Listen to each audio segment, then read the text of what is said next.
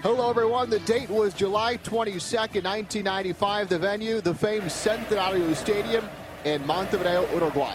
I'm glad you could be with us to relive a moment in history, a classic matchup between Uruguay and Brazil. Alongside Rafu Insane, I'm Kelly O'Donnell. We step back in time to enjoy this match between two of the CONMEBOL giants. In fact, this was a familiar scene in the 80s and 90s. Uruguay and Brazil facing off in the Copa América title. In fact, this was the third time in 6 Copa Americas that these two teams met in the championship. And the world champs, Brazil, coached by Mario Lobo Zagallo, taking on Uruguay, coached by Héctor Núñez. Uruguay at home trying to clinch another Copa América for them. The lineup for this match, in goal for Uruguay, Fernando Alves, Gustavo Méndez, José Herrera, Eber Moas, and Tabaré Silva in the back line. Gustavo Poyer, Álvaro Gutiérrez holding, Diego Dorta, Enzo Francescoli creating behind Marcelo Otero, and Daniel Fonseca, number 9, for coach Héctor Núñez. Starting 11 for Núñez at home at Centenario. Let's see who Lobo Zagallo brings onto the pitch. This legendary stadium. It's Claudio Taffarel in goal, Jorginho, Aldair, Andre Cruz, Roberto Carlos, and Dunga, Cesar Sampaio, Juninho and Zinho. Up front, the animal, Edmundo next to Túlio. Uruguay beat Brazil in the 83 Copa América final. Brazil returned the favor in 1989. In 95, essentially the rubber match of this series. How did it turn out? We'll get to the kickoff next on Goal TV. We've taken a step back in time to relive the 1995 Copa América final between Uruguay and Brazil. Uruguay looking for their 14th Copa América championship, and doing so, they would tie Argentina for the most ever championships won in South America.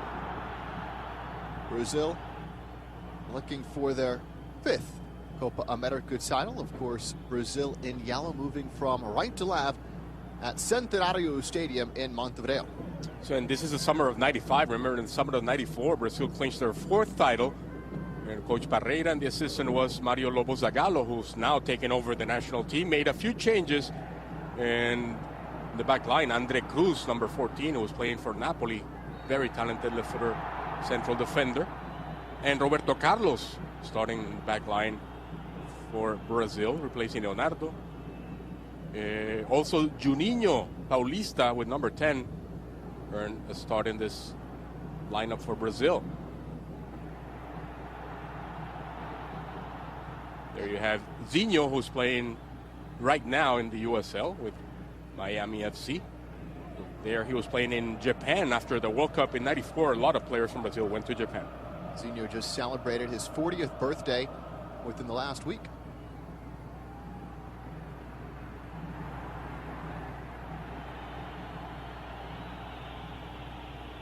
There's a young Juninho, debuted for Brazil in a friendly in London against England.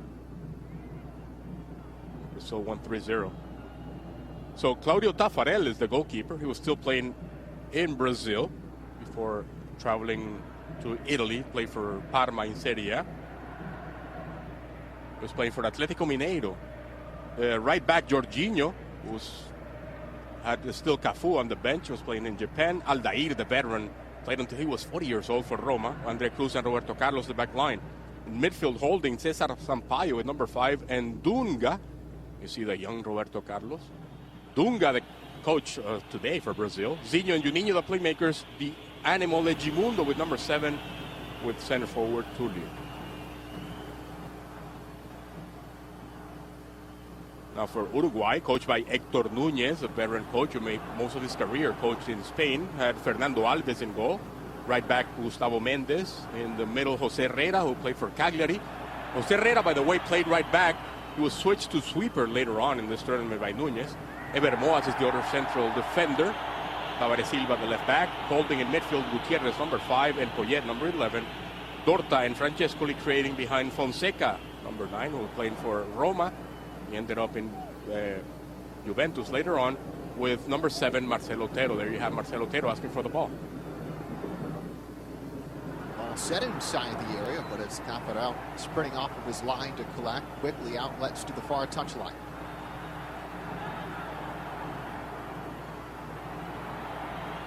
pass intercepted by Uruguay, but quickly taken back and out contact. And the first foul of the match comes in the 4th minute. That's very good. And by the way, Arturo Bricio Carter is the referee from Mexico. He's assisted by Bomer Ferro from Ecuador and Adrian Gomez from Venezuela. Threaded through inside the area near the end line. Not much room to operate. It's touched off, and it will be a corner kick for Brazil. It's interesting. It's late winter in Uruguay in July. The Brazilians should be colder or in short sleeves.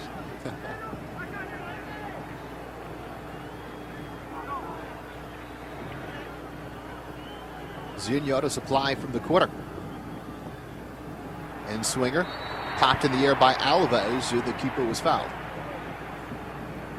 On the bench for Uruguay, you have players like Ruben Sosa, who was a playmaker for Inter Milan, and Marcelo Saralegui, who's a midfielder for Racing Avellaneda, Rubén da Silva, center forward for Boca Juniors, the famous Polillita, and Pablo Bengoechea, the maestro for Peñarol, on the bench for Núñez in Uruguay.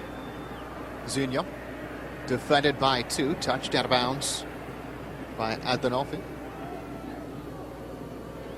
For Brazil, you got Dida, the backup keeper, for example, Savio on the bench, and none less than Ronaldo on the bench. Here we go. Roberto Carlos, the man that suffered the foul. Mendez involved. Carlos hot under the collar, being settled down by a number of teammates. Cesar Sampaio among them. It's Herrera who hit Edmundo very hard, and what a very strong tackle both ways. Herrera's, and look at Roberto Carlos coming in. Oh, we didn't. Coming in very strong. Should have been booked by Bricio Carter.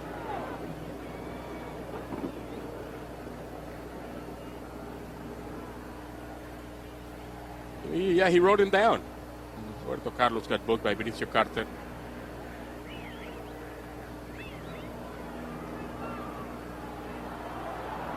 You mentioned Ronaldo on the bench for Brazil, just 18 years old when this match was being played, back before the phenomenon became the phenom. The veteran coach Zagallo.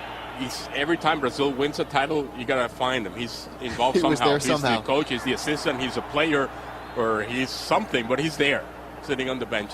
Mario Lobo Zagallo, what a story.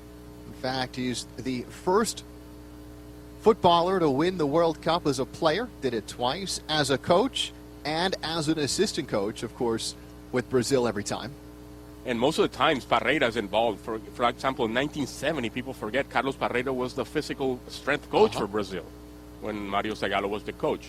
Then it switched. In 94, he was assistant Zagallo for Parreira, and they did it again in 98. It's incredible.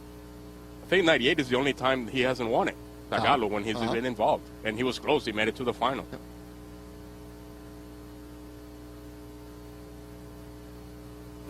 Knocked away by Herrera.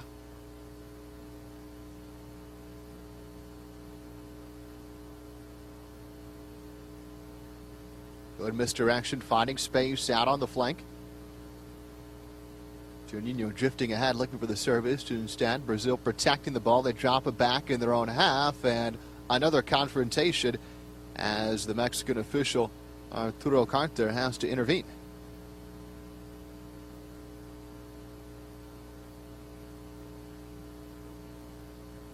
Of course, the leader of this team, Dunga, always with that haircut, military style. He still looks exactly the same as he used to when he was a player. Yeah, I get the feeling Dunga has never had a drink of alcohol in his life. You know what I mean? It's that kind. He's like the perfect footballer. 50 push-ups every night before every he goes night to sleep. before going to sleep, and then when he wakes up, another 100. And he still looks like he still could play. I was surprised, number 7, Marcelo Otero, earning a starting job for Héctor Núñez.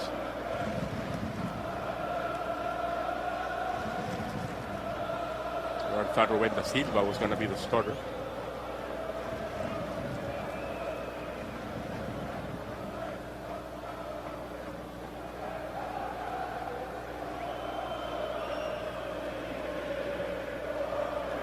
And Brazil came out of Group B in this Copa América, where they had to face Colombia, Ecuador, and Peru. And Uruguay was in Group A alongside Mexico, Paraguay, and Venezuela. Look at Roberto Carlos again, now against Gustavo Mendes, the right back.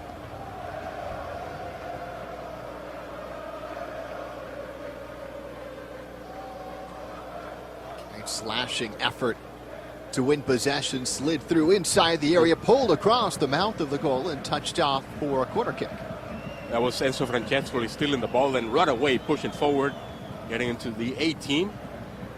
And a cross cleared by Andre Cruz with his right foot. He's a lefty.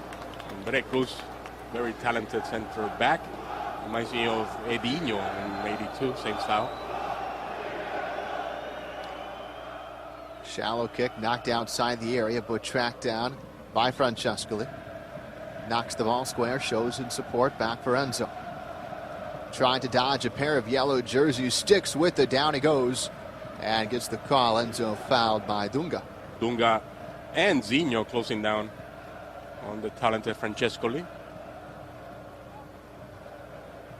He was going to get past them, and Dunga says, no way.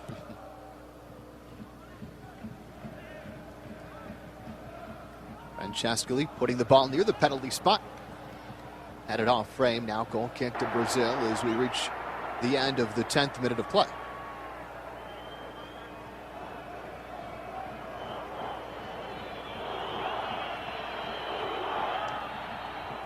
The coach Nunez for Uruguay, Hector Nunez, born in 1936. Played for Nacional of Uruguay most of his career. But he also played in Spain for Valencia. He's a right winger. Won 2 UEFA Cups playing for Valencia. Edmundo slips by his marker. He's roaming free, bending with the outside of his right foot. Roberto Carlos tries to get fancy with the outside of his right, and it's out for a corner. It's Edmundo beating Gustavo Mendes, sending the cross in, looking for Túlio. It's Roberto Carlos, who becomes a left winger most of his time, especially as young as he was back then. Juninho from the corner, sailing it to the back side of the 6, where it's snatched by Alves. Quick outlet. And now a foot race across midfield. He's got wheels, touches it square. Difficult pass to complete. And Brazil there to intercept. Definitely Ortero with good pace, but he rushed that cross. 3 players closing in on Fonseca. Túlio touching a square, now looks to get on the other end of it, and it's Túlio pushing off and charged with the foul. And there you saw Jose Herrera. I mentioned he began this tournament as a right back. It was sent to the middle. He's very good closing in, playing as a sweeper also. Here he fouled, or he was fouled by Túlio, the center forward for Brazil. Túlio scored in the 81st minute of Brazil's quarterfinal match against Argentina. 5 days before this championship match, it came in the 81st minute in a 2-1 game with Argentina in front. It was the equalizer. The match went to penalties. Brazil won, denying Argentina a chance to repeat as Copa América champions after winning the title in 1993 over Mexico 2-1. But the controversy came in the way Túlio scored his goal.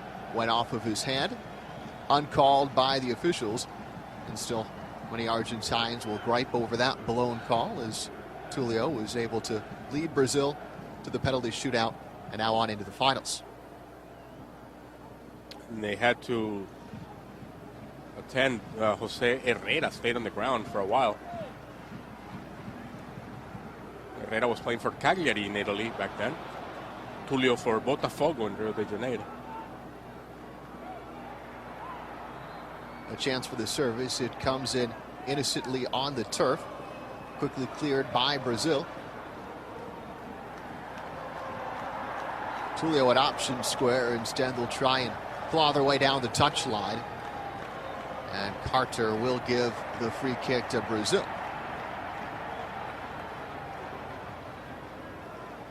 Two number 10s tangling. There's Roberto Carlos. Here's Zinho.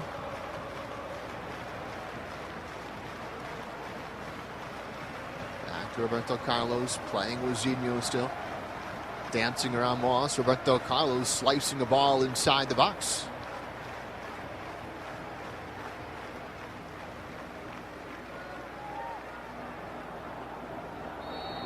Elbows flying, very intense. Not a good match technically, but it's the pitch that's not helping. It's very soft.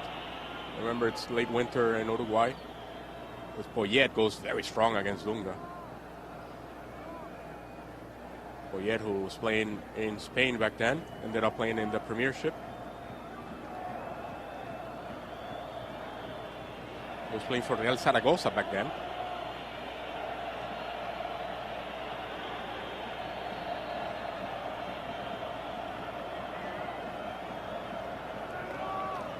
Roberto Carlos backing up with the left foot, blasting it right through the two-man wall. Shut down near the penalty spot on re-entry back near the 12-yard marker. Now a chance to tuck it outside of the area. Daring move inside the box, but Uruguay now gets their chance to clear. For Francescoli, hits it back first time. Throw into Uruguay. Again, Roberto Carlos involved. Going against Mendes, right back. Gets the ball, but so intense, as usual, the intensity of Roberto Carlos. When they arrived in Turkey, and for Fenerbahce. This pass intercepted. What a reception in Istanbul for a rival of Roberto Carlos. Very impressive. He arrives as a champion after leaving Real Madrid on a high note. And he'll be coached by Zico, another legend from Brazil.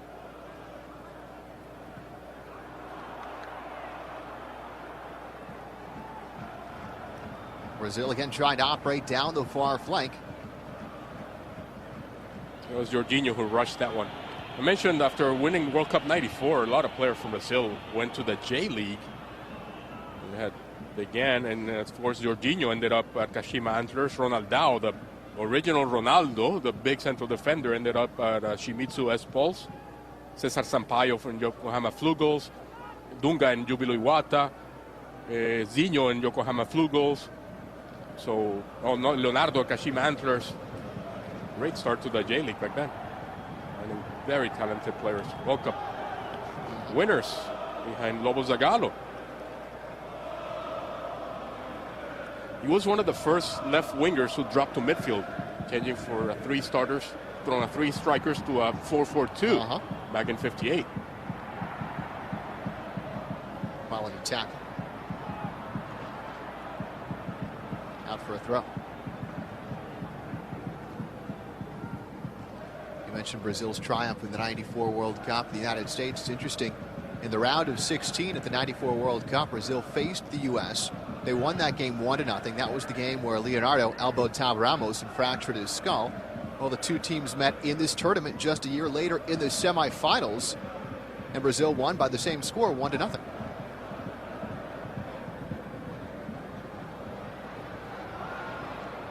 Mundo pushes it wide. Back. Tries to thread it through, and a whistle kills the play. I doubt it. I don't think Túlio was offside. Good ball movement, as usually from Brazil, attacking with numbers and with one touch, spreading those defenders from Uruguay. It was Edmundo involved. Then it was Zinho. Look at that pass from Zinho. He's not offside. Edmundo is. Back then, they might have called Edmundo offside. That's true.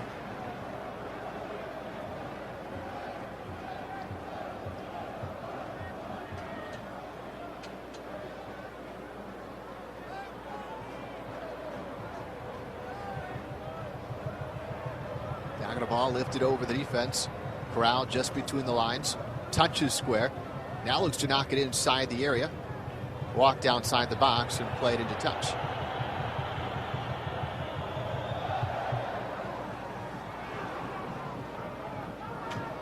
It's weird to see Roberto Carlos with that little afro of his. I've seen it about 10 years without any hair. And as for Otero, well shielded by Roberto Carlos. The top scorer in this Copa América was Batistuta. We played Copa América in Venezuela '07. 4 goals scored by Batistuta, same as Luis Garcia, the Mexican ex-Atletico Madrid. Argentine Balbo scored 3, Túlio scored 3, Freddy Rincon for Colombia 3, Otero in Uruguay also 3, and Eric Winalda scored 3 goals in that Copa America. Very impressive tournament by the United States, playing in the Copa America for the second time. They competed in the 93 edition and finished dead last, 12 out of 12 teams, then rebounded in 95. They were placed in Group C along with Argentina and shocked everyone by defeating Argentina 3-0 on the final match day of group play. Argentina with a mixed lineup, but still they had Batistuta starting, for example. They were surprised by the Americans, who learned a lot from 93 to 95. Yeah. A lot. That learning curve was impressive. All the way back for Tafarel.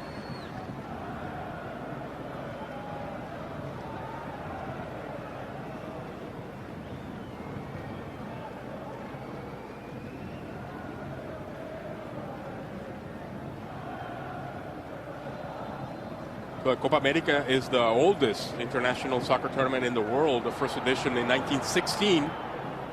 We only played 6 matches. Organized by Argentina. It was more of an invitational tournament. Herrera and Roberto Carlos still going at it.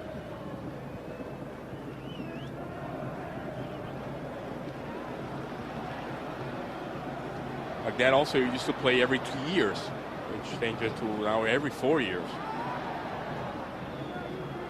Zinho plays it ahead. This is Juninho looking for his target man. Túlio knocked down the ball into the hands of Alves. Even played through the Túlio. Would have been booked for that. Benicio Carter says no, no, no.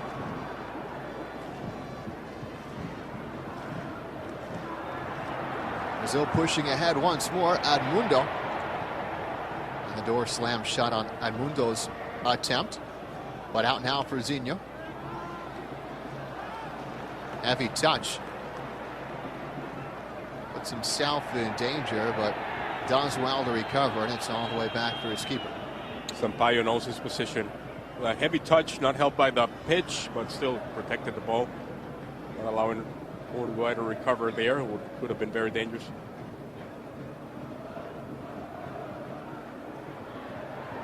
Great change of pace.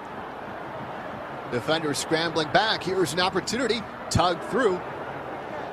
And knocked off for a corner.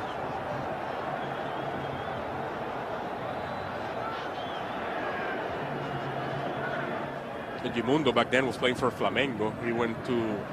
Later on, he played with Batistuta and Fiorentina.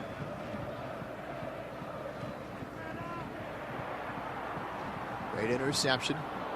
Uruguay looking to move the ball in a hurry. Rapidly across midfield. Alvaro is stuck in his foot. Complicating matters and possession back for Brazil. Great vision from Roberto Carlos hitting Edmundo. Patience from Edmundo. Waits for Túlio. A wave of yellow jerseys inside the area for Brazil. Still a developing situation, and now the flag is in the air. Once again, Juninho, I don't think it's offside. The assistant says it's in the near side where the offside happened. 2 other players were offside, not Juninho Paulista. A mistake by Jorginho cutting to the middle instead of taking a shot. And the defenders were retreating. What a beautiful view there of Montevideo. There's Juninho. Instead of taking a shot, he cuts to the left, and they close him down.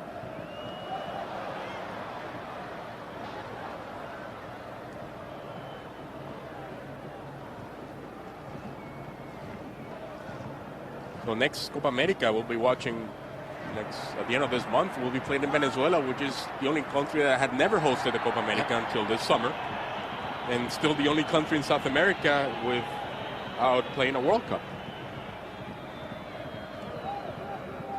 In fact, they've never advanced out of group play in the Copa America. But considering they're playing at home, drawn into a relatively easy group. Certainly you have to consider that they have a decent chance to make it to the quarterfinals this time around. Well, Argentina had hosted Copa América 8 times. None for Venezuela until now. Shot well over the top of the bar. Mentioned Uruguay looking for their 14th title. Argentina has 14. Brazil only 6. Paraguay and Peru with 2. Bolivia and Colombia with 1, which they hosted. That's when they won it.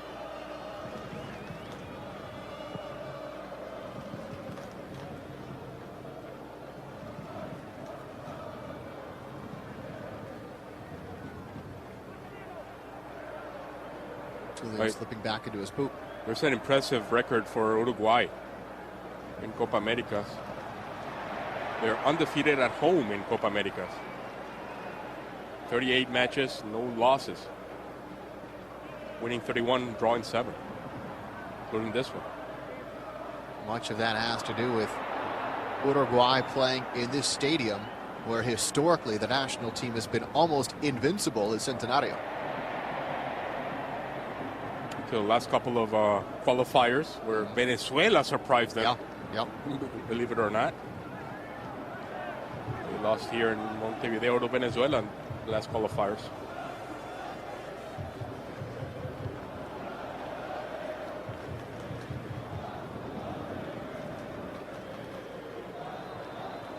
Sports out for Sampaio. So much history and so many stories in the Copa América. For example, longest match in Copa América, it's the final between Brazil and Uruguay in 1919. 150 minutes. 90 in the regular time, 2 extra times for 30 minutes.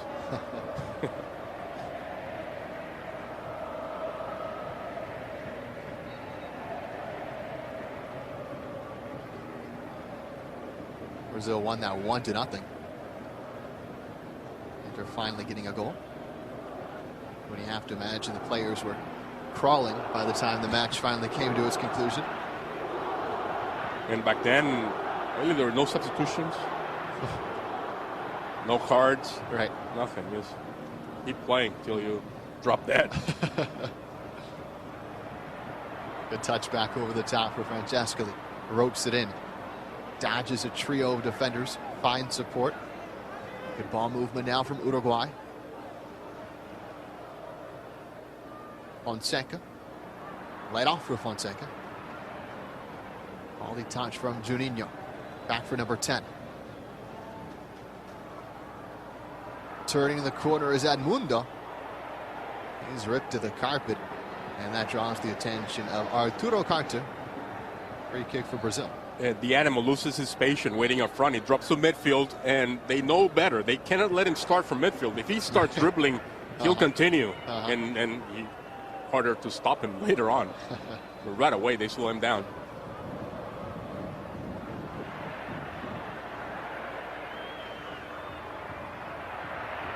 It's a great stick. His battle wages right on the center stripe, but the foul is going to go against Juninho. Well, started to step on the ball. Interesting how hard Juninho's working in midfield, where he's trying to earn a spot. Although he had earned it, he's been the starter since after the World Cup '94. But still, showing Mario Zagallo he can trust him. Only 22 years old when this match was played.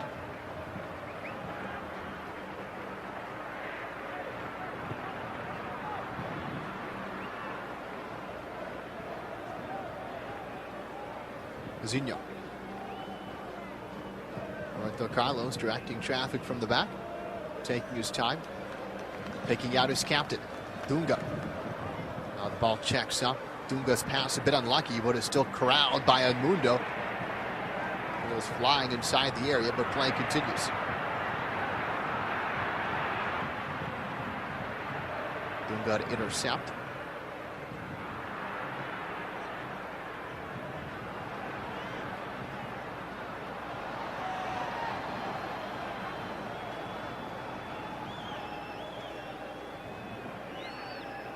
Always a great vision by Dunga and the talent from Roberto Carlos. Yeah. Yep. Always showing off. Why not? He's got it.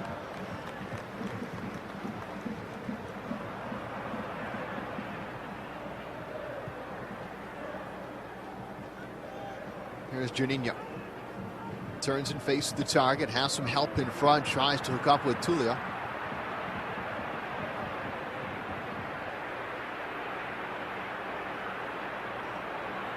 Tieta streaking down the far touchline. Nobody able to close him down. The service comes in too easy, and the header into the open arms of Tafarel. Wow, number 5, Álvaro Gutiérrez, who was playing for Nacional in Montevideo back then, comes out of the hole, the defensive mid. Beautiful cross for Fonseca, who heads it straight into Tafarel's hands. First chance for Uruguay, the best in the 29th.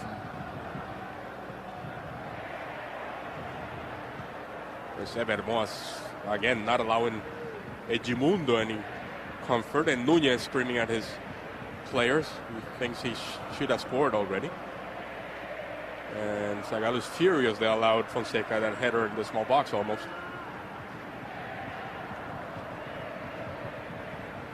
It's Zagallo, look at him. So intense. He lives the game, he loves the game.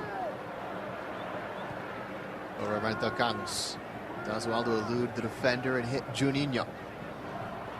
Off the chest of Edmundo. It's back for Edmundo. Oh, and a pass into the little box and touched in by Túlio. In the 30th minute, great combination, and it's Edmundo who beats a defender, sends the ball in. And Alves stays on the ground. Edmundo with the assist and Túlio with the goal. Could have been a handball also. So it's 1-0 for Brazil, who they're playing a little bit better than Uruguay.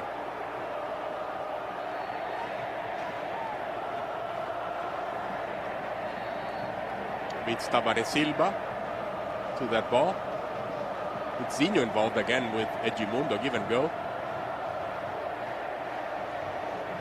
It's hard to tell. He may have gotten that one squarely off the chest, unlike the goal that was scored in the quarterfinals against Argentina. Alves asking for help, the goalkeeper. He came off his line. Did not expect Edmundo to send that cross towards Túlio.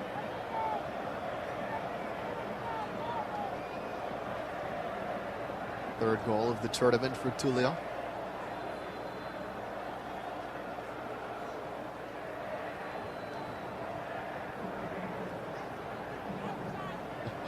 Very brave Brazilian fans at Centenario.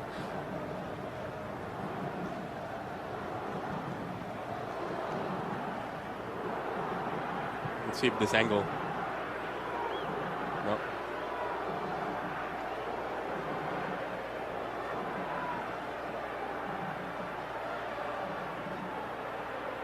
We've seen it, 10 times? 10 we're still times, not sure, right? Right. But just as Zagallo was getting animated on the sideline, as you mentioned, somewhat frustrated, they hadn't scored yet on cue. Túlio at the half-an-hour mark, and Brazil scores the opener of the 1995 Copa América final. Núñez is warming up a couple of players already for Uruguay. Player down on the pitch, stretched out. Looks like Tavares Silva, the left back. Oh, that's who they're showing us now. There, he might have injured his left knee. Clear. Really?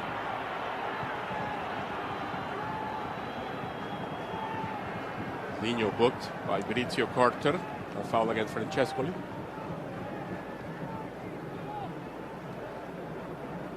It's hard to tell. I don't know if we can get a better look at it than Great that. effort, guys, but I still can't make up my mind. Nice try. Drifting away from the target. Couldn't get enough power on it as Zinho's officially booked.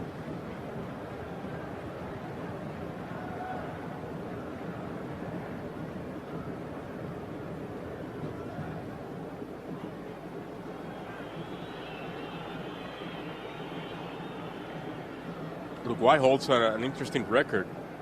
It's the only team they have a positive head-to-head against all of the South American nations in Copa America. Very interesting. Yep. Of course, the Uruguayans won the Olympics in 30 and 34. They started winning everything. Won the World Cups in 24 and 28, the Olympics, sorry. Right, The World right. Cup in 30. First one they hosted at home, they won it. So they began very early, winning everything. And that victory in the 30 World Cup, the first World Cup, this stadium. Yep. First final played here. 4-2 the final score. Uruguay beat Argentina. The USA finished third in that World Cup. Okay, it's Adinolfi will be coming in for Tabaré Silva, left back. Change for Nunez. Silva got injured. Ricardo Adinolfi. Played for River Plate in Montevideo. He ended up playing in Israel later on.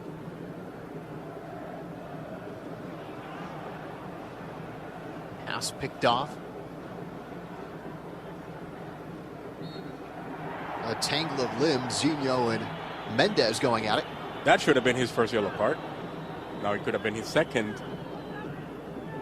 Mendez gained positioning and Zinho did not like it. He pulled him down. And now Dunga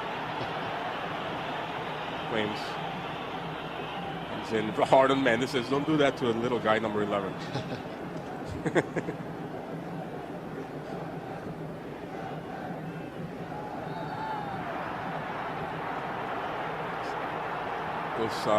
Zinho and Dunga probably saw an elbow that referee did not see.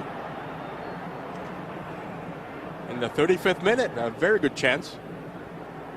Right from the top of the box, they'll take a free kick.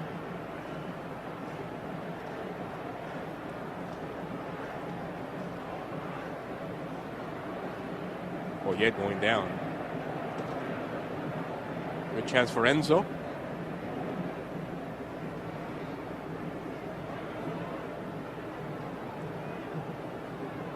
Seca decoy behind the ball.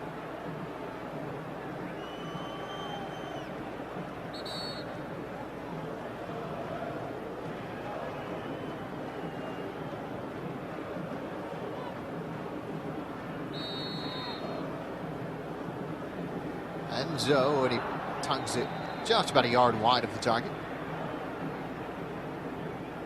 I say puts it over the wall, but off target. Tabaré might have it covered. Enzo was playing back in River Plate in Buenos Aires after playing in Italy and France.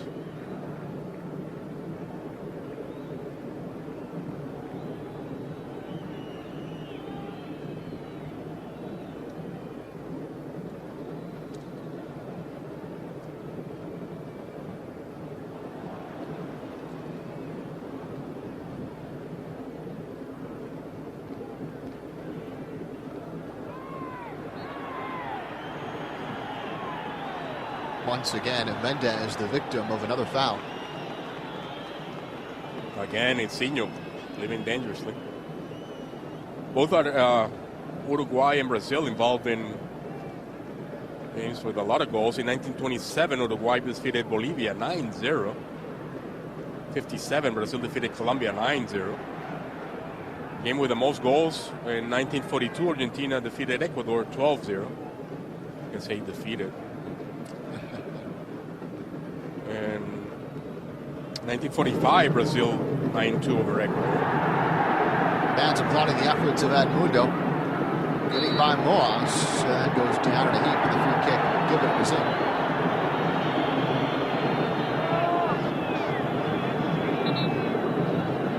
Moas claimed he got ball.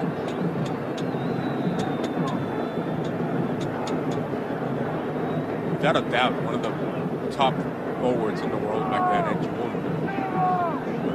Too hard to control off the pitch. Yeah. On the pitch, hard to slow down. Off the pitch, he never stopped either.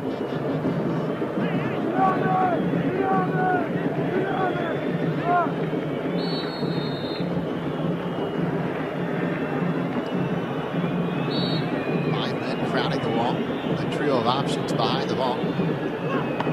Set on target and snatched by Alves. Mentioned he later ended up playing in Italy, at Jumundo, playing in Fiorentina. Well, comes February, and Edmundo disappeared. Nowhere to be found. And Florentina had a match, and well, he went to the carnival in Brazil, in Rio de Janeiro, of course. That's kind of a player, Edmundo, like the animal. Got involved in brawls. Got major problems. One of those carnivals, he was drunk and he ran over a couple of people and killed them, and he ended up in jail for a couple of weeks also. So, but he has been behaving last couple of years, playing for Palmeiras, by the way, still playing. Finally matured enough.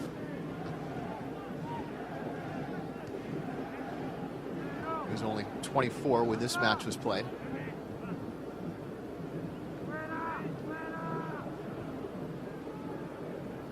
Captain Dunga. Well, just behind Juninho. Here comes Uruguay storming ahead. Enzo wants it back.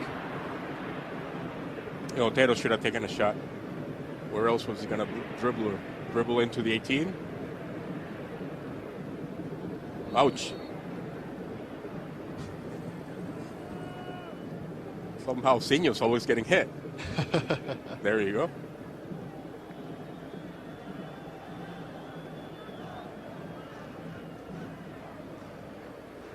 Roberto Carlos. Really, effort from Edmundo. In a squirt foot, he can dribble past defenders twice, and he beats them and right. Tries again. It's too impressive at Edmundo.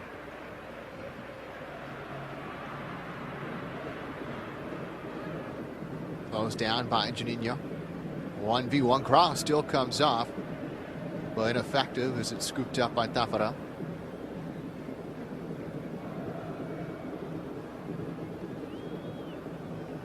A story for Taffarel after World Cup '94, leaving his hotel after the final game, he left his wallet in a taxi cab. Well, taxi cab, soccer fan, returned it to the hotel. That was after he was already a champion. He was buying it. He went home. Went to the malls to buy a gift for his family and lost his wallet. He came back to the hotel. There it was. Very nice.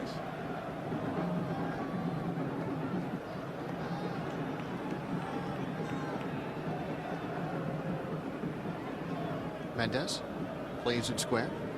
Here's Gutierrez. Continues the switch.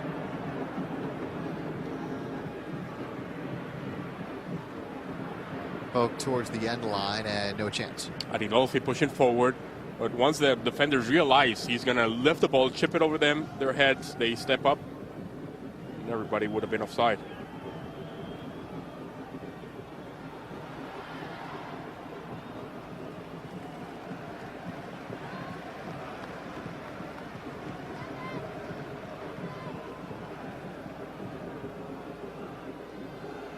Wow. Gambling against Túlio.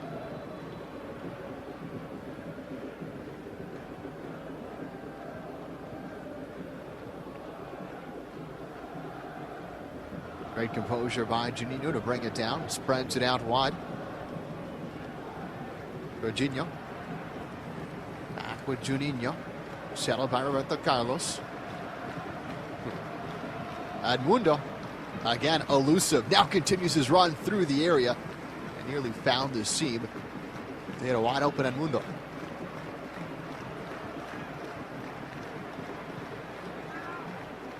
Off the chest of Roberto Carlos. Now he looks to engage. Instead, pulls it out for Zinho. Heel ball from Edmundo. Wanted to go back with Zinho. Very simple. When the defenders of Uruguay close down and make a perfect line, it's a give and go. It's going to break that up. And Edmundo's always trying give and goes.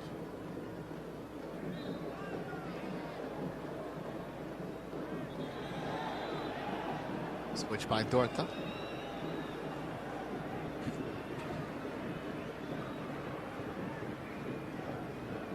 Just outside the box, Uruguay building their attack. This could be an opportunity as the ref signals play on, but an innocent shot corralled by Tafarel. Yeah, but it was number 5, Sampaio, who closed them down, not allowing a shot from the top of the box. Francescoli tries to bring it down. Well, he brings it down, but then he's closed down by Sampaio. Watch out. If Túlio got on the other end, it could have been his second of the match. Tunga.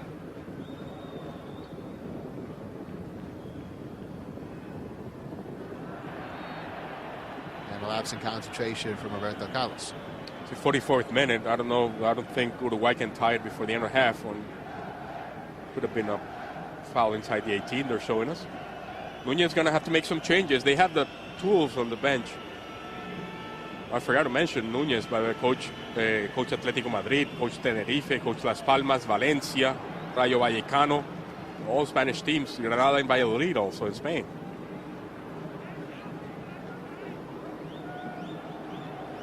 Too aggressive on the entry ball. It's off the end line. Goal kick to Brazil as we approach the end of the opening 45.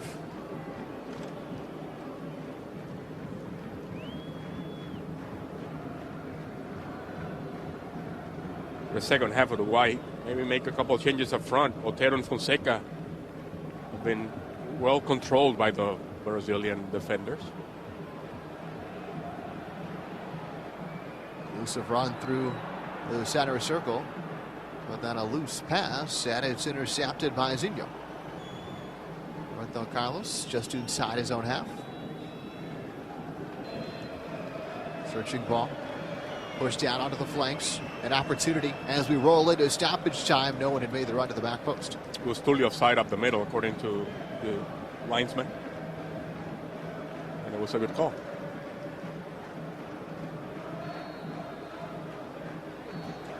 And that's it for the first half.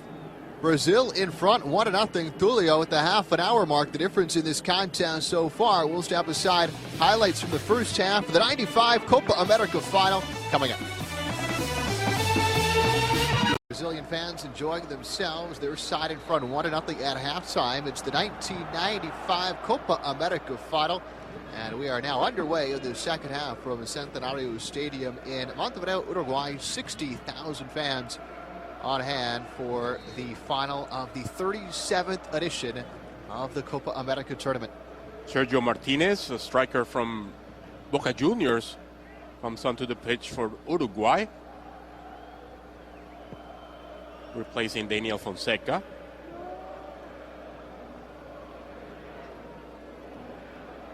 And apparently it's Pablo Bengoechea. Yeah, it's not apparent. It's Pablo Bengoechea, the maestro, on the pitch, replacing Dorta for Uruguay. Francescoli knocks it back this way.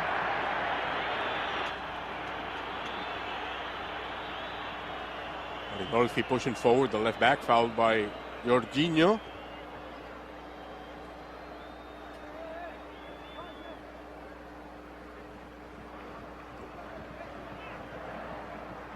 On the restart, the ball headed just wide of the frame, but a second whistle blew the play dead. Apparently Manteca Martinez offside. There's a confirmation. Martinez and Bengoechea for Fonseca and Dorta.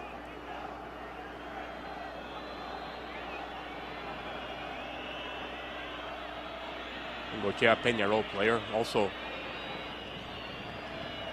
worked for Zaragoza in Spain.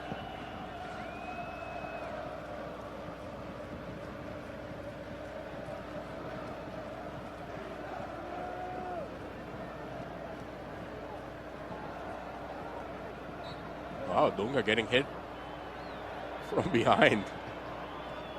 Rarely happens. He is usually hitting people from behind. It's defensive mid Álvaro Gutiérrez. Uruguay has Fernando Alves in goal. The four defenders are Mendes, Herrera, Moas, and Adinolfi from right to left. Then Poyet and Gutiérrez holding, Bengoechea, Francescoli creating behind Otero and Martinez. Long range shot for Brazil. Surprised it's not Roberto Carlos. It's Andre Cruz. Keeps it on the ground. Let Roberto Carlos take it.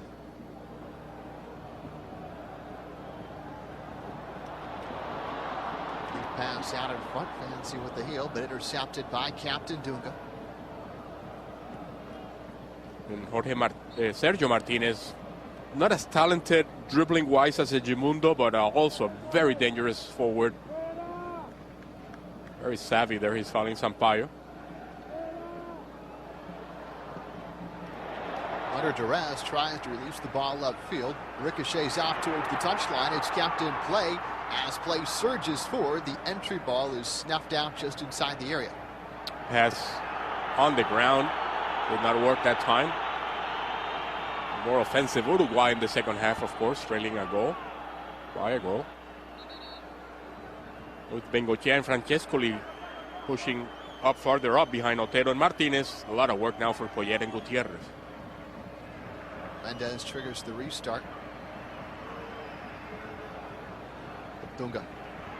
Dunga's pass ricochets back for his keeper Tafara. Very slow Dunga coming up the middle in that one.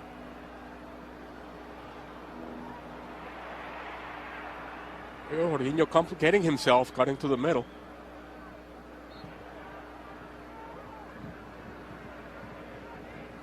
And Túlio scored his second controversial goal of the tournament. Reminds me of Rai, big midfielder.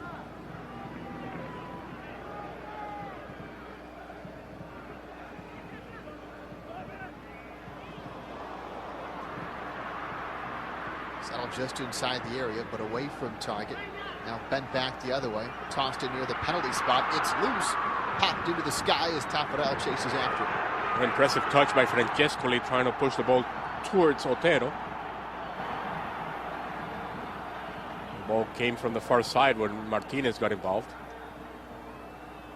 Impressive was Andre Cruz clearing.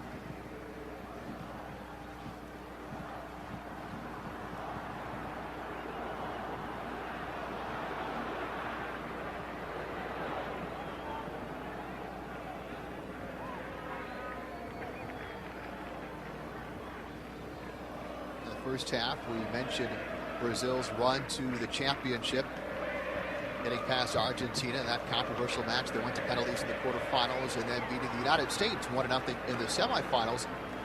As far as Uruguay's roadmap to the finals, as they press again inching closer to the 18 and earn the free kick. Uruguay topped Bolivia in the first knockout stage, the quarterfinals. Then in the semifinals, Ralph, they got past Colombia 2-0. And this was a great generation for Colombian soccer. Of course, all sorts of expectations heading into the 1994 World Cup after dominating South America in World Cup qualifying leading up to the World Cup in the U.S. Of course, well documented what happened to Colombia in the group stage, losing to the United States, and then made it to the semifinals of this tournament. They lost to Uruguay 2-0. It's Bengoechea and Francescoli behind the ball.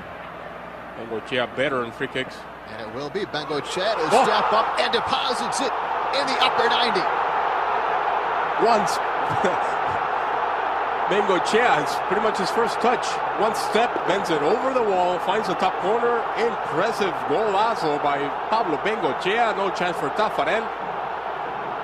What a way to take the free kicks. The maestro, Pablo Bengoechea, and we're tied 1-1 at Centenario. Two quick steps. And Tafarel thought it was a little bit wide. And instead it's in the back of the net. It was Aldair who fouled Otero, and he's the maestro. 7th minute, we're tied 1-1.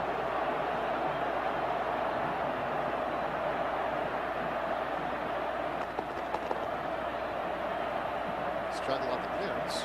Now it's swept away from danger.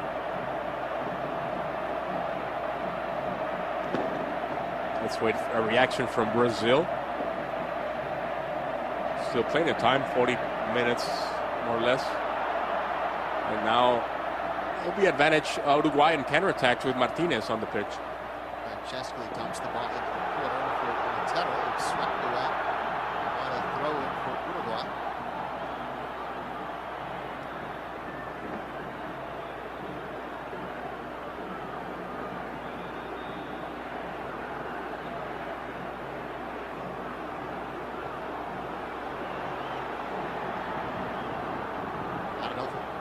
Wow. Slingshot toss deep inside the area, bouncing back in his direction.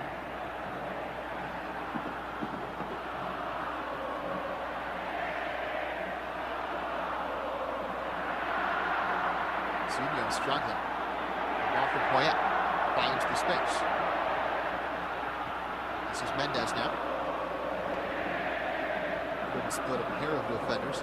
Sampaio to work it out of the back third.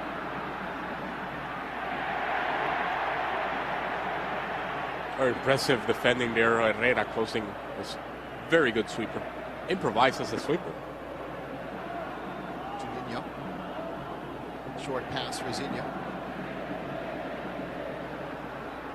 Zinho continues his run as Edmundo operates, turns it over.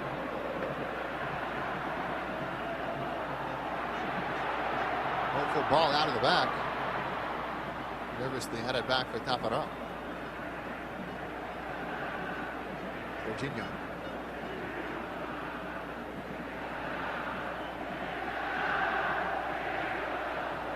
Closing down Juninho. He should be booked for that. It's Álvaro Gutiérrez tripping Juninho from behind. Only would have slowed down Juninho Paulista. Oh! Rapid restart in the header. What happened? Bounces just off the frame. No. It was offside. Yep.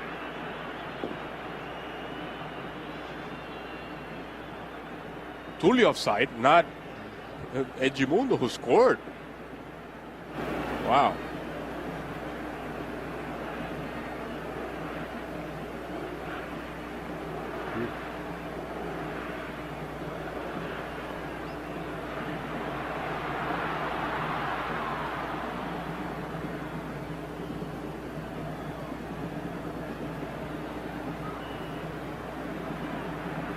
Picked off by Gutierrez. Ouch. Sampaio should be booked. Mauricio Carter, Mexican referee,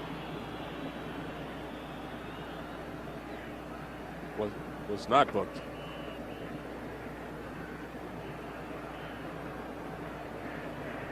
With Carlos. Now Zinho.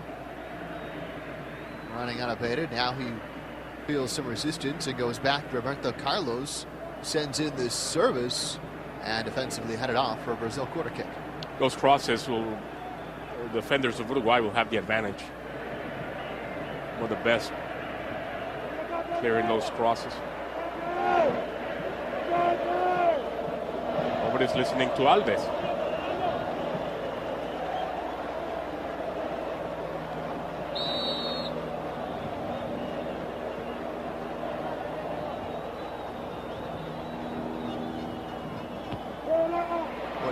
Spot, but effectively headed down outside the zone. Conflict just out of the box and a free kick for Uruguay. Oh, the Brazilians slowing down the counterattack. Slowing down Bengoechea. Juninho Paulista. He was born in Sao Paulo. Juninho Pernambucano, born in the state of Pernambuco.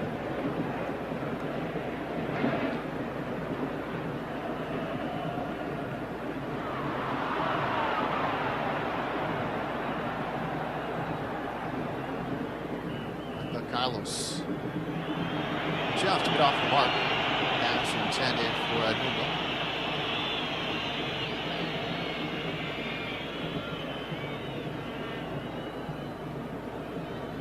I don't know. Remember, Brazil has a lot of talented players on the bench. Savio, one of them. Leandro, the other one.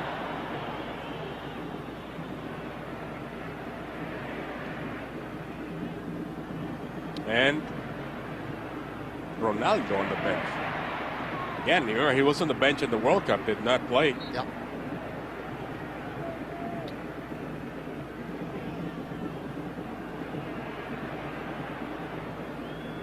Years after that, and Ronaldo is the all-time leading goal scorer in World Cups.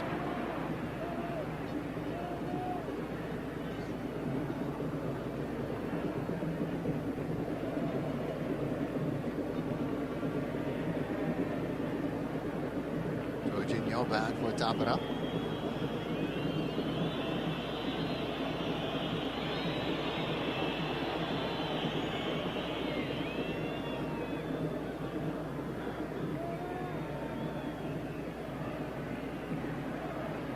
Clever touch. Good eye, finds the space. But Carlos takes his time, plays the conservative ball square. Now Brazil navigating their way through the center of the park. Good deceptive pass, but well read by the backline of Uruguay. A mistake coming out of the back for Jorginho. Serving the ball, not enough altitude, but backed up again by Brazil. They've got it locked in. Tremendous through ball. The shot was wide, but the play had already been whistled to a conclusion. Héctor Núñez is furious. Edmundo was offside, not Roberto Carlos. Beautiful ball from Juninho, and the linesman raises the flag.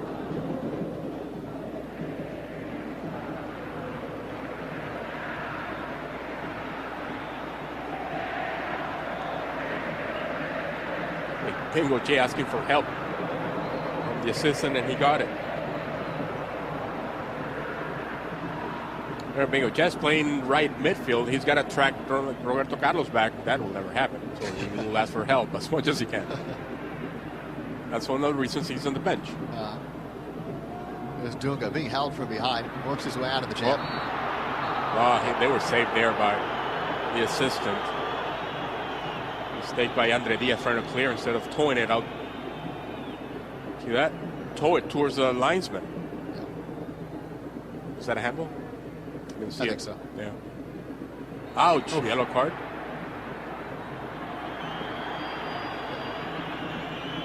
Poyet calling Juninho.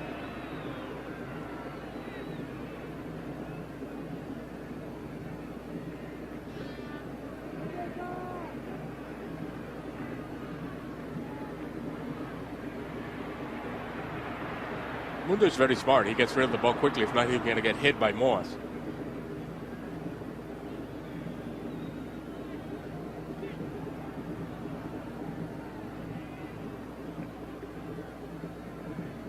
Dunga. Towed well to the far touchline. Settled. Now slashed towards the archway of the 18. Divided ball. Possession now for Uruguay. To press out of their zone in a hurry. Now we'll check it up, protect the ball. Gutierrez. Nearly taken back by Brazil. Once again, they lose possession, trying to come up the middle. Roberto Carlos. Roberto Carlos breaking towards the quarter. Greets the ball, takes a heavy touch inside the box, spins around one, is brought down inside the area. And the call will favor Uruguay. Called an offensive foul. He can't believe it. It's me who was fouled, he says. Then I can't say what he said. Trying to get around Mendes. I did not see an offensive foul. No, I didn't either. I don't think it was a defensive foul either. Right. Now this was a foul. Strongman Cesar Sampaio. Yep.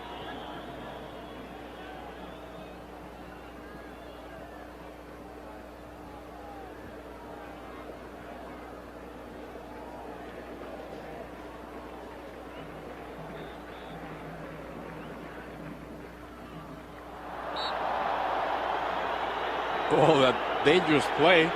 Sampaio again. Dunga, I just can't believe it. Because you didn't even see it. You're looking the other way.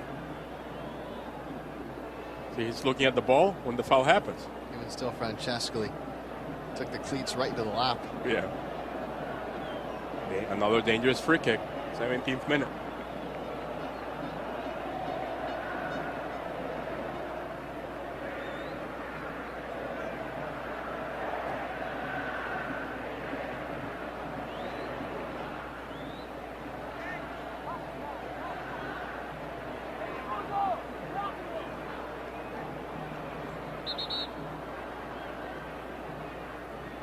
Similar distance from where Uruguay scored the equalizer about 10 minutes ago. Offset a little bit to the center. Different setup. It's indirect. Francescoli this time. Tremendous effort from Enzo, but snatched by Tafarel. Looking for that same corner where Bengoechea scored. This time Tafarel jumped on that one.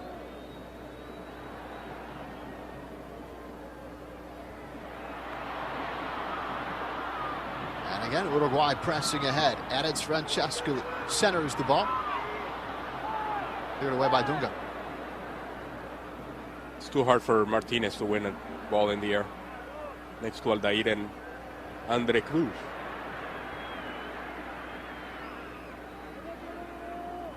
For Juninho. Pushing upfield. Plays with Edmundo. Now he's flanked on the near side. Lays it off. And Jorginho's ball easily handled by Alves. Francesco. Fans applaud as he gets by Dunga not once but twice. Sidesteps another defender. Enzo now darting towards the center of the park as Otero controls. No, Enzo got tired of evading those, and he was going to get killed, and the referee doesn't do anything about it.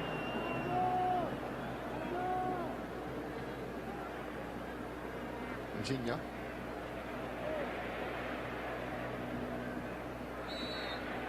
And too strong from behind. The foul goes against Antonofo.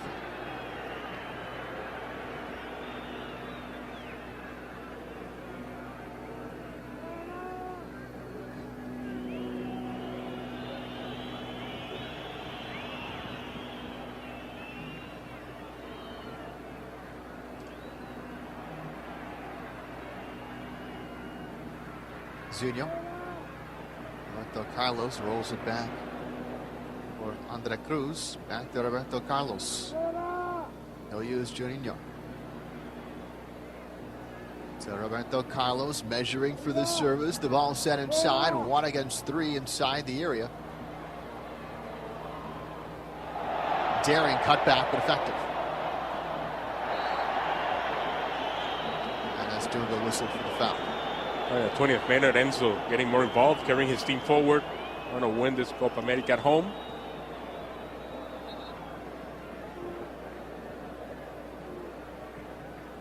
Francesco played with the Uruguay national team from 82 to 97. 73 caps, 17 goals. His statistics while playing with River Plate over 2 stints, staggering. In 165 appearances, he scored 90 goals.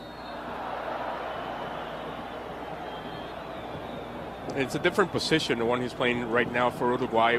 He used to play for River Plate. At River Plate, he was playing almost as a center forward. Right. Who would come back. Here he's playing as a midfielder that needs to attack and score goals. It's a lot harder. It's different. He can do it both.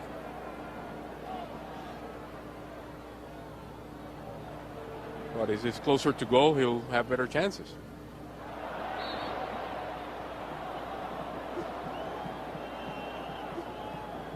Martinez called for the foul.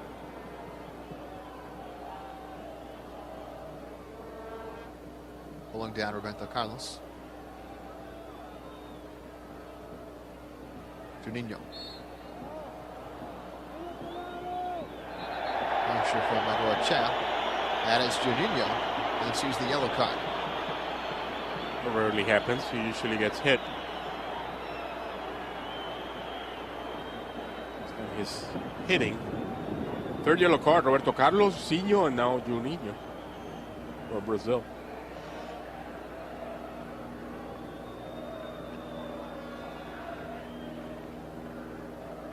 Jorginho.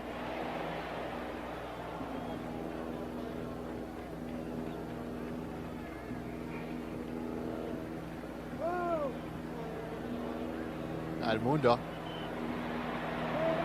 couldn't find his way out of the trap that time.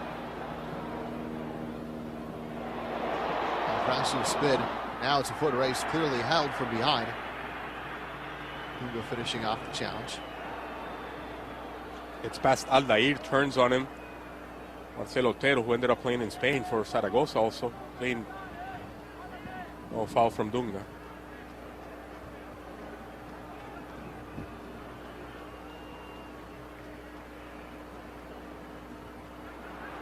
Flipped on into a bit of space. Waits on the shot, pauses, then fires. It's deflected near the penalty spot.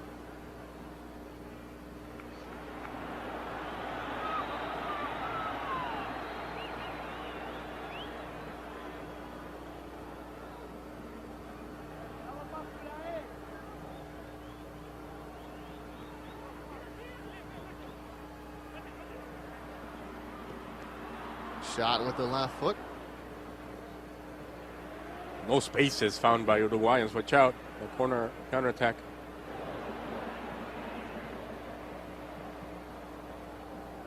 Juninho pulls off the switch, hits Jorginho, who elects to knock it back the other way. With the Carlos territory. Not being able to hit it well. Not yet. There's Edmundo again, frustrated, not getting enough services up front. Comes back to steal the ball from Otero and fouls Otero.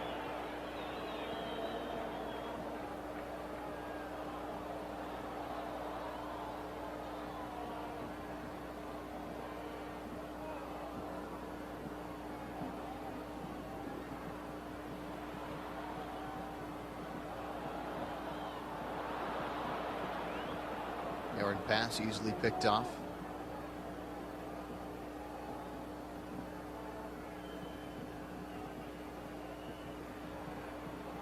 Bunk to the touchline. Defender gains position. Well played by Mendez. Sneaks back around Sampaio.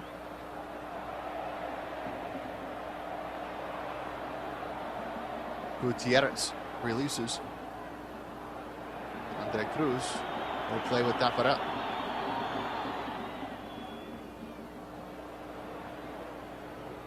Zinho. Roberto Carlos. Not a bad effort. Oh, flag was up for Edmundo.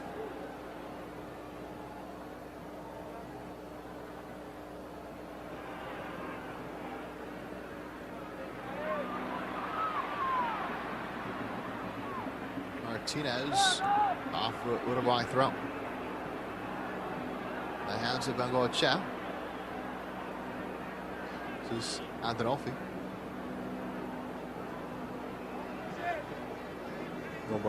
Somebody should be waiting in the penalty spot, but they don't really have a target, man. No doubt into a dangerous spot, but Tafarel is there. I thought Otero was offside. Flag stayed down this time.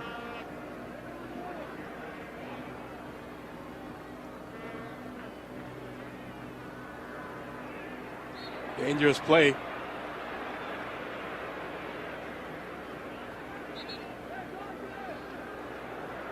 Ooh, the other way he called it.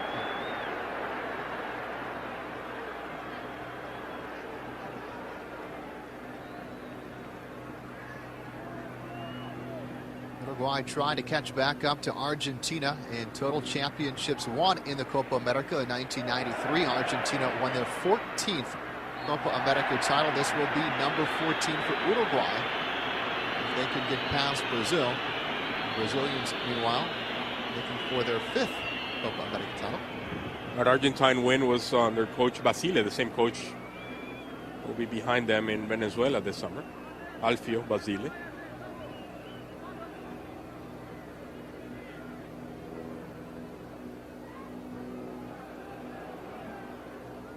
Save the 2001 edition of the Copa America. Brazil has dominated the cup after this tournament. Good ball through. Pop back out. Francescoli eager pounds. He's got the ball, attempted to spin.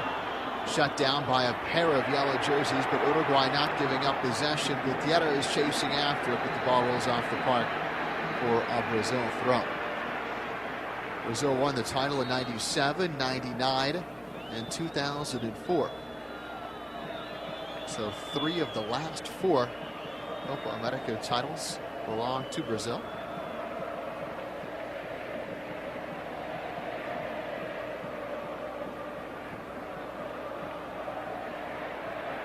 So Colombia, they won the 0-1, playing at home. The only one they've won. And it's at home. Now let's see how far Venezuela can get in their own Copa America. Remember, Venezuela has never won it. Bolivia won it at home. The only time they won it was at home. They had a chance to win another one at home. They lost to Brazil. Taking advantage of the altitude. Bolivia's. Or didn't work last time in Bolivia. Their lone championship was in 1963, as you mentioned. They hosted that tournament. Their last tournament hosted by Bolivia was in '97, and again made it back to the finals. But like you said, Rafa, Brazil came out victorious in that championship, 3-1 the score. And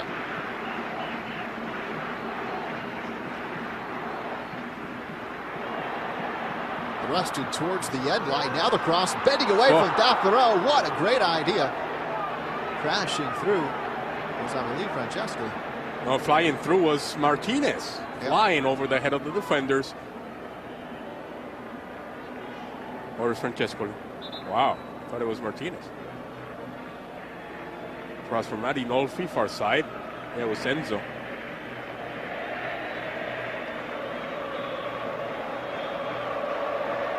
It's Andre Cruz who cleared.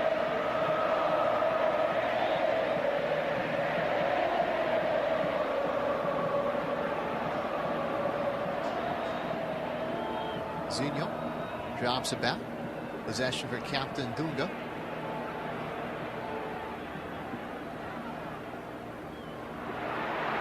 Poor pass out of the back, easily intercepted. A touch too many. Jorginho. Complicating for Uruguay was Martinez. This is Juninho. Chipping over the back line of defense, but the ball checks up into the hands of Alves. Zagallo preparing a substitution. It's Beto who's warming up, or listening to Zagallo. He warmed up already. Beto played for Botafogo in Rio de Janeiro.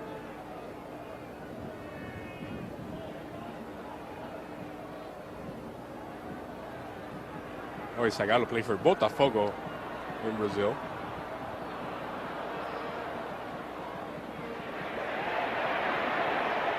Gutierrez. Foul. Martinez down just outside the area. The play continues. Shoulder to shoulder. Oh, Moss fell asleep. Túlio knocks it ahead for Juninho, who didn't have any help as Edmundo was late to the party. Roberto Carlos swinging the ball inside, was leading Juninho. Here's Edmundo. Juninho asking for it.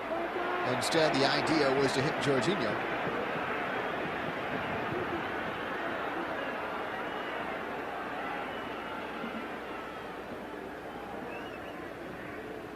So more than half an hour now into the second half. The score is tied.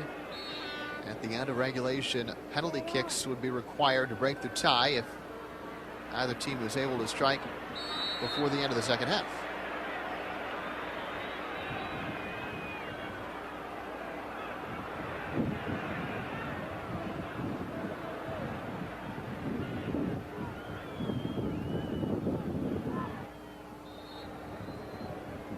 So Uruguay made a change up front, brought in number 17 Martinez. Now Zagallo's going to answer with number 17, Beto. Well, the name is probably Albert, or it's Beto. Will be coming in, I believe, for Túlio.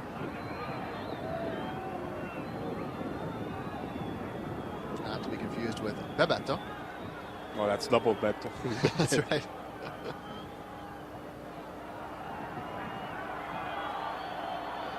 Beto was not called for this national team. I believe he was changing teams, traveling to La Coruña back then.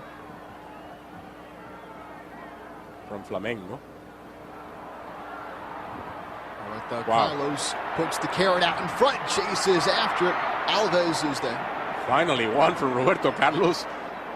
It's the 33rd minute, second half, and that's when he starts sprinting. Right.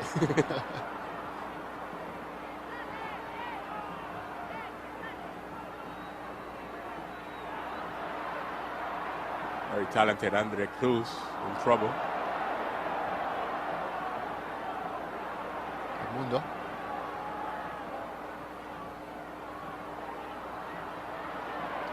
Roberto Carlos was signed after this Copa America by Internazionale Milan. Then he was sold to Madrid.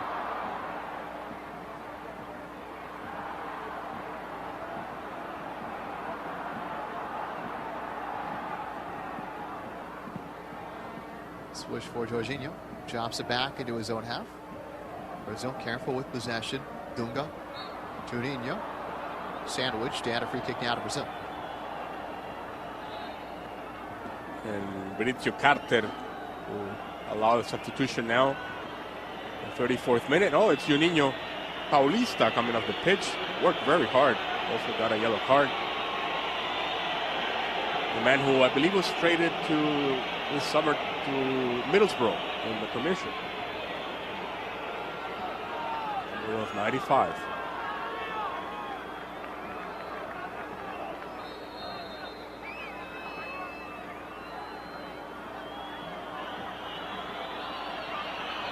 They're going to allow Roberto Carlos to test Fernando Alves from there.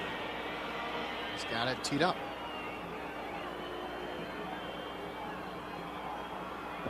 Drops the hammer with the left foot, but this time he mishit it. Is that all you have? The fans also enjoying a mishit. You can't believe it. First time I saw Roberto Carlos play was playing for Palmeiras on a Copa Libertadores match, and he took a shot from almost midfield, a free kick from almost midfield. I said, what is he doing? He misses by very little.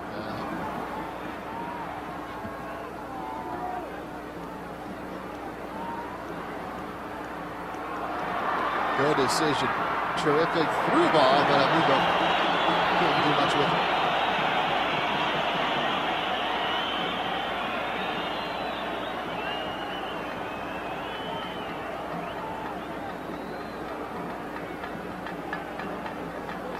It's a pitch bouncing, the ball bouncing.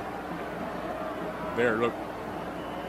Right when he goes to make contact, it's some air underneath it. Part of the mystique of Centenario Stadium, where the bounces more often than not are going to favor Uruguay. I believe the stat is that Brazil has only beat Uruguay twice in the stadium in 20 tries. Sounds right. In South America, there's really home field advantage. Yep.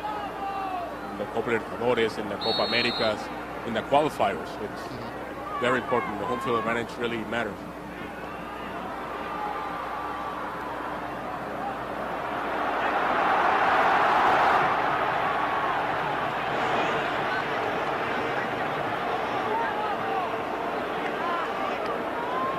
Very hard for fans to travel with their team. Not like in Europe, they play one final of the UEFA Champions League and everybody travels. And here, no, they play home and away, for example, in the final of the Copa América and the Copa Libertadores, and it's a home field advantage with the fans supporting. Bengoechea from the corner, that one might have had a chance. Yendo also involved. Now on re-entry, I got a dangerous ball, this time cleared away by Jorginho after it is Tafarel. He brings it in. It's Bengoechea, puts some spin on it, and the ball just drops right between the two central defenders, where it really hurts. Look at that placement there.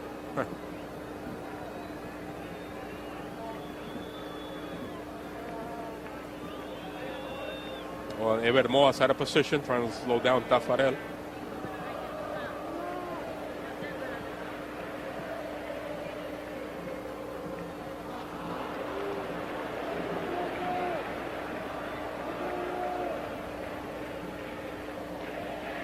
Tafarel played for Parma in Italy, then finished his career in Turkey.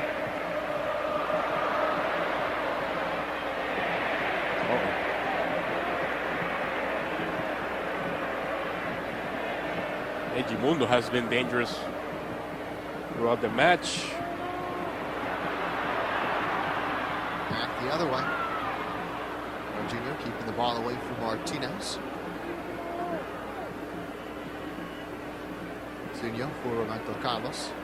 Sinho's so important for this team to balance things out, always making great decisions. This is for Beto. Who eyes Jorginho. A step outside the box, breaking for the end wide. He stood up. Good job by Adinolfi. Jorginho, who mentioned playing in Japan, but he played for Bayern Munich before the '94 World Cup.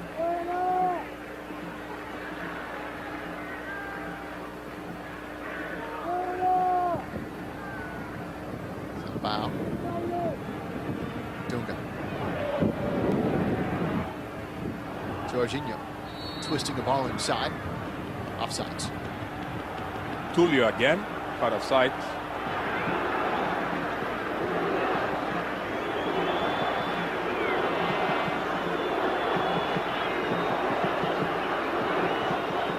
Yellow card for Edmundo. This for dissent.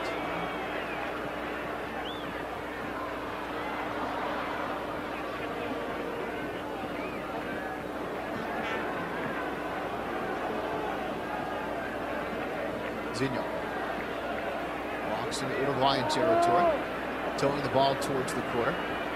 Settled by Roberto Carlos. Dunga gets away from Martinez. Carving the ball this way. Jorginho slashing back now inside the area. A heavy touch. They had to rush things. And Dunga there to start the play again. Zinho. Mistake with the bat. The ball comes whistling into the 6. Alves is ready for it. Well, I don't know what Alves is asking for help from the assistant.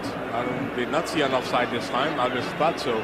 But Zinho and Roberto Carlos created major problems for Gustavo Mendes and Bengoechea, who we knew was going to suffer playing right mid. Zinho. Flag stays down. Right outside the box, almost straddling the edge of the 18. Certainly a card and very close to a penalty. Yep, yellow card for Mendes. Did not keep up with Roberto Carlos. 41st minute. Sprinted even harder than he had been. In my book, that should have been a red card. But sure. Because FIFA had announced it in '94 already. Fouls from behind are red cards. Yep. Asked by El Diablo Echeverri about that one. And there was nobody between Roberto Carlos and Fernando Alves.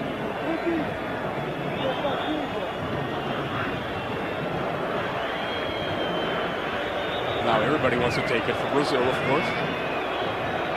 It should be a Edmundo. Animal. Less than 5 minutes to play in regulation. Penalties will decide the cup if we stay tied. Off the wall, second chance. May have deflected that time.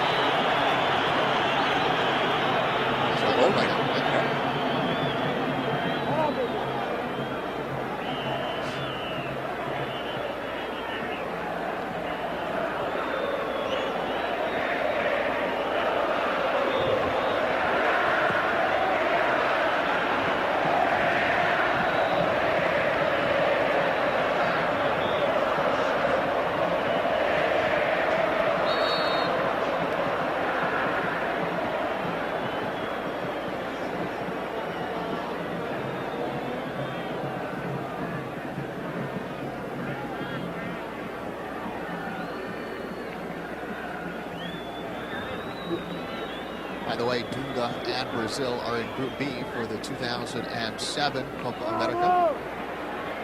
In the opening rounds, they'll take on Chile, Mexico, and Ecuador. Another good cross from Roberto Carlos, and Túlio could not reach. Beto's played more midfield than the striker.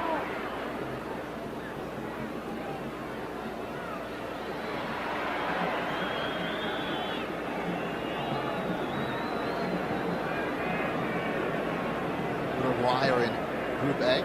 They'll take on the hosts, Venezuela, plus Peru and Bolivia. And that leaves Argentina, Paraguay, Colombia, and the United States in Group C.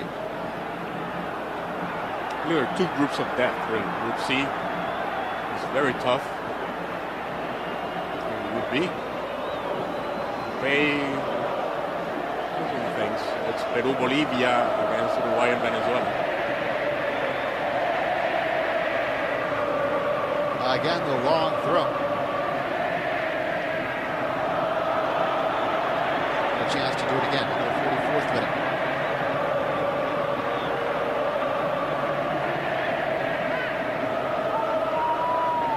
Nobody near Adinolfi. Everybody knows better. Heaves it right into the soul of the 18. Francescoli gets leveled. Well, Andre Cruz. And Enzo stays down.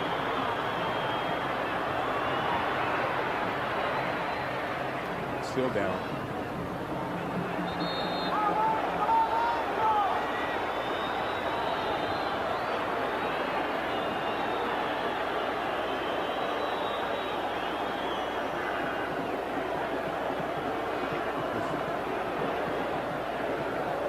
Well, no foul, but very strong from Andre Cruz.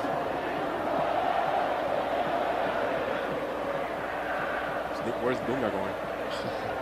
I don't think he's coming off the pitch.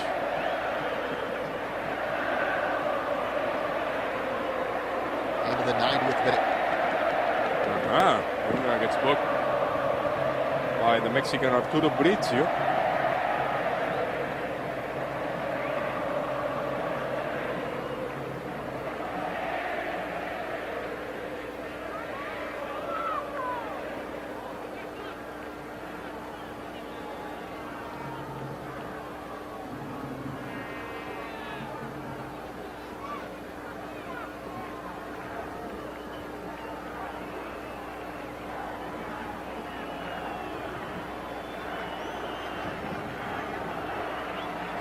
Counting up towards penalty kicks. So much pressure on Coach Héctor Núñez to win Copa América at home. Can't imagine. Brazil has already survived one penalty kick shootout in this tournament, taking down Argentina in the quarterfinals 2-2 at the end of time. Brazil won 4-2 on PKs. Uruguay not having to compete in a penalty kick shootout thus far in the tournament.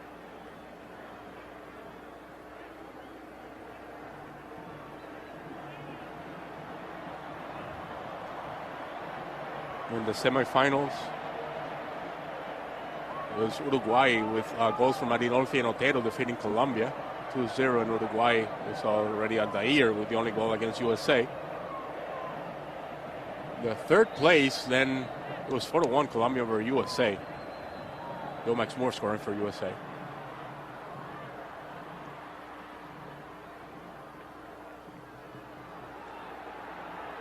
Someone slowed down Sampaio.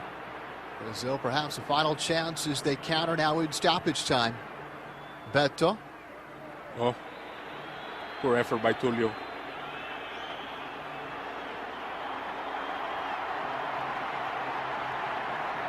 This is Arturo Carter. Nope. Now a call to an end of regulation. So a penalty kick required to decide the champion of the 1995 Copa América. We're going to step aside, but we'll be back with the PK shootout right after this. 1-1 the final score after regular time in Montevideo, the 1995 Copa América final. Uruguay and Brazil. Brazil struck in the 30th minute.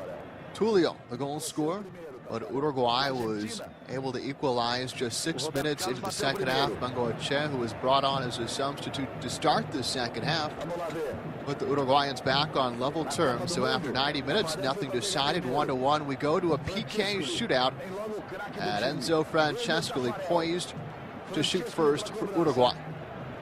Taffarel is ready. Captain Francescoli.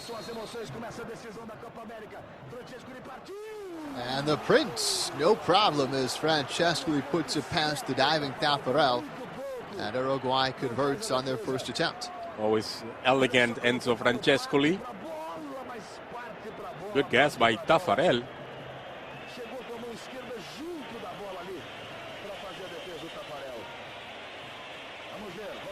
So after Uruguay starts with their captain, the veteran, and Francescoli, Brazil turning to one of the youngsters, Roberto Carlos, just 22 years old during this tournament.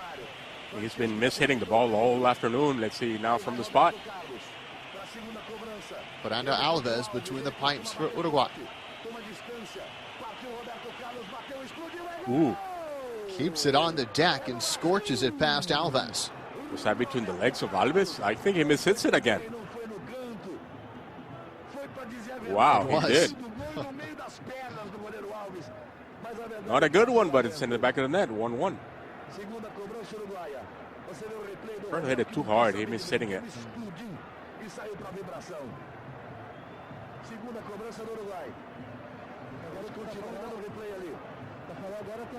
So now Uruguay with Bengoechea scored the equalizer in the 51st minute. The maestro, let's see where he places this one.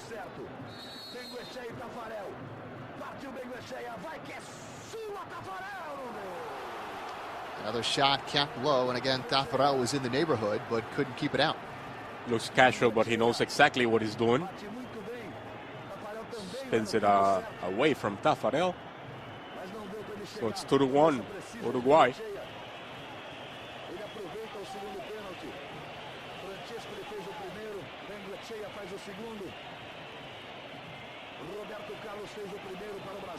He retired in 2003.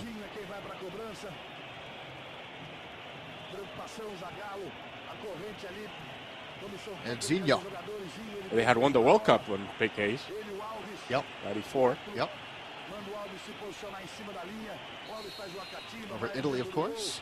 And then beat Argentina in the quarterfinals of this tournament on PKs. Wow. And Zinho goes top shelf and scores. Decides to lift it up.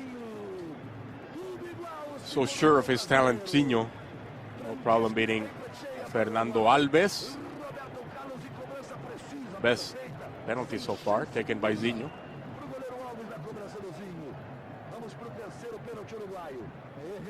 So both teams perfect after two. Herrera next up for Uruguay.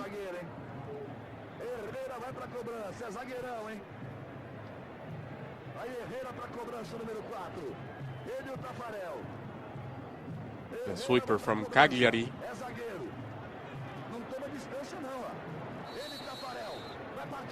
Just a two-step approach. Tafarel close again. But Herrera able to knock it past him. Good guess once again.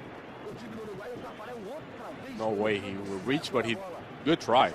He's 3 for 3 guessing the right way. Yes, He's come within inches, but the kicks have been far enough to either side to be just past the outstretched fingertips of Tafarel. Goal scorer for Brazil now, Túlio. Finally, a solid keeper for Brazil. They struggled in previous national teams with the keeping.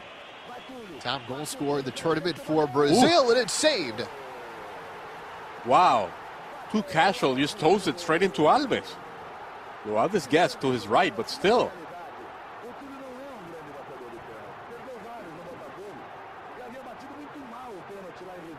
I think it hits it outside right foot, but hits it. Yep.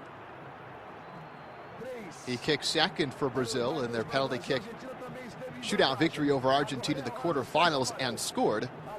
But Brazil's top scorer in this tournament is the first to miss in this shootout. So now advantage Uruguay. Defensive mid Álvaro Gutiérrez. Peñarol player behind the ball now.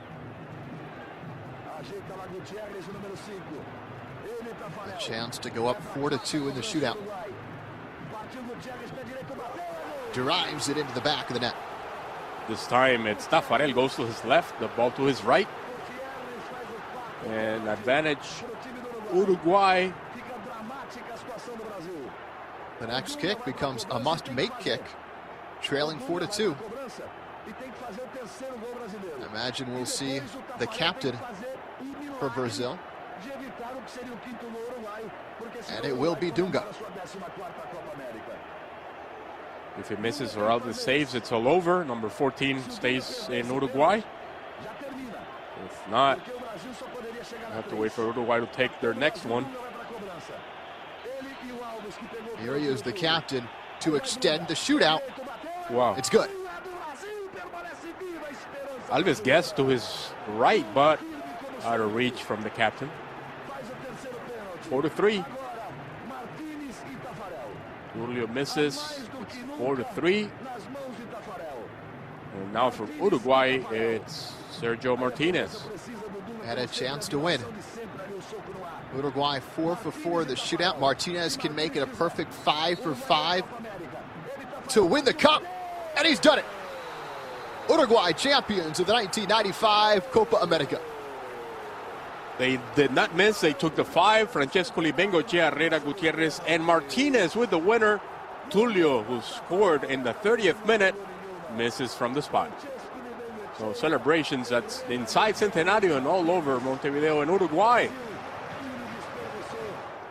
So for the 14th time, Uruguay champions of the Copa América. They tie Argentina for the most tournament titles. We're going to take a break, but we'll come back with more celebration from Montevideo.